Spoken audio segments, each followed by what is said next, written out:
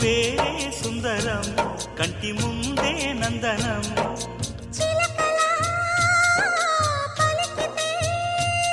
ఉండిపోదా సంబరం ఉండే కాదా మందిరం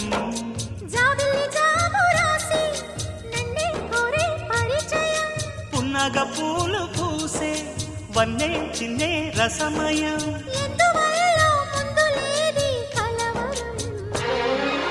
అగిరి పడిన పెదవికేంటి అర్థం అడుగుతా